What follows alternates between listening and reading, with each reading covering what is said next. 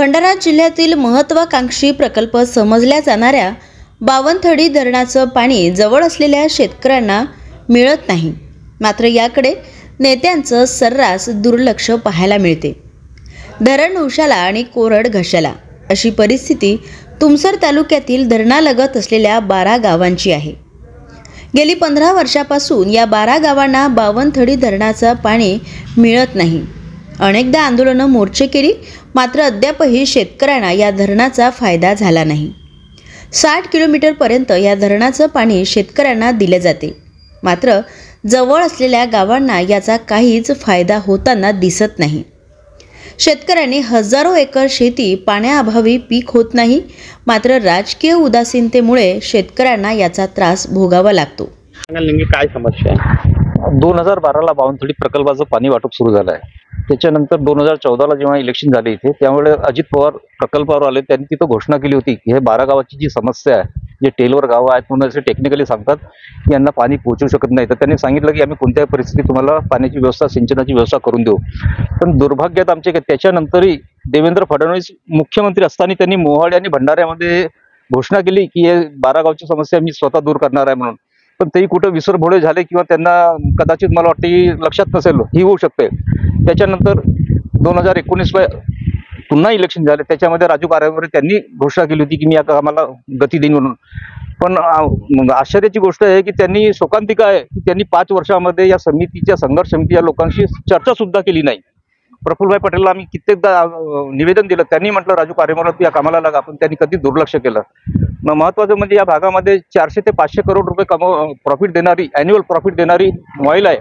त्या मॉईलच्या माध्यमातून आपण रेन हार्वेस्टिंग, वॉटर हार्वेस्टिंग किंवा अजून दुसरे कोणते बोरवेल वगैरे प्रकल्प चालवून आपण शेतकऱ्यांची व्यवस्था दूर करू शकत होतो। पण दुर्भाग्य आहे की इथले प्रतिनिधी निष्क्रिय असल्यामुळे आम्हाला या शेतकऱ्यांना खूप त्रास होत आहे। मी या क्षेत्राचा एक शेतकरी आहे। तुम्ही बघू शकता, हे पावसाळा आहे म्हणून या शेतात धान पीक दिसून राहिलं, पण आमच्या क्षेत्राच्या जवळ बावनथडी प्रकल्प जो आमच्या क्षेत्रापासून फक्त 20 किलोमीटर अंतरावर आहे, तिथून आम्हाला पाणी नाही भेटत। आणि ह्याच बावनथडी प्रकल्पाच्या पाणी 80 किलोमीटर लांब भंडाऱ्यापर्यंत पोहोचतो।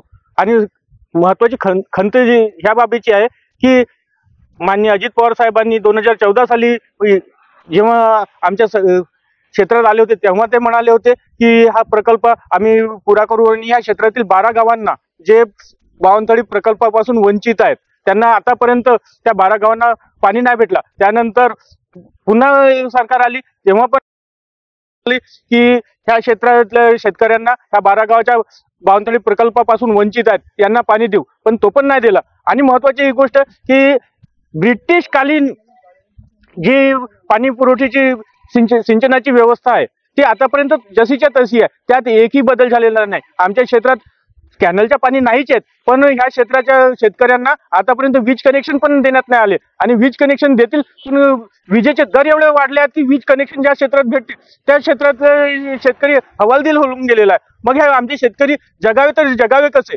दरवर्षी हा शेतकरी एवढा हवालदिल होऊन गेला की त्याला कर्जावर कर्जा होतो, आत्महत्या करतो, कधी गाव सोडून निघून जातो, कधी शेती विकून टाकतो। मग हा शेतकरी मरेल की काय? आणि आमचे महाराष्ट्र सरकार याची शेतकऱ्याची सूट घेत नाही आणि म्हणतात की सर्वांचा विकास। मग आमचा विकास कसा होणार? बावनथडी धरणालगत असलेल्या या 12 गावांचा प्रश्न सर्व राजकीय नेत्यांना माहीत आहे। खुद्द प्रफुल्ल पटेल यांनी 2019च्या निवडणुकीत आश्वासन दिलं होतं, मात्र ते आश्वासन अद्यापही पूर्ण झालं नाही। तरीसुद्धा राष्ट्रवादी जनसन्मान यात्रेदरम्यान मंचावरून पटेल यांनी 12 गावाचा पाणी प्रश्न लवकरच सुटणार असं आश्वासन दिलं।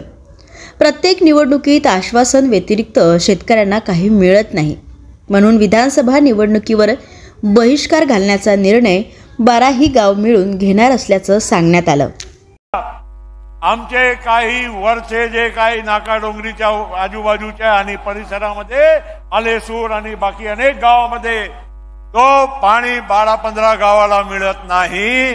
पाणी त्यांच्याकडून जाते, पण त्यांना उपाशी राहावं लागते। म्हणून त्या लोकांचा पाणीचा पुरवठा शेतकऱ्यांच्यासाठी केल्याशिवाय आम्ही राहणार नाही, हे पण मी तुम्हा लोकांना सांगू। म्हणून मित्रांनो, आज या तुमसर मोहाडीच्या दोन्ही तालुक्यामध्ये आपल्याला 100% सिंचन करून द्यायचं आहे. उरलेला जे भाग असेल त्यांना पण आपण कुठेही उपाशी राहू देणार नाही. आज काय समस्या तुमच्या भागामध्ये? आमच्या बावनथडी प्रकल्प संघर्ष समितीच्या माध्यमातून हे 12 गाव जे आहेत जे सिंचनापासून वंचित आहेत त्यासाठी मागील आपण 10 ते 15 वर्षापासून आंदोलन करत आहोत. आणि मागच्या वेळेला आपण त्या निवडणुकीवर बहिष्कार सुद्धा केलेला होता. परंतु इथले जे जनप्रतिनिधी अधिकारी हे कोणत्याच प्रकारचा प्रतिसाद देत नाही.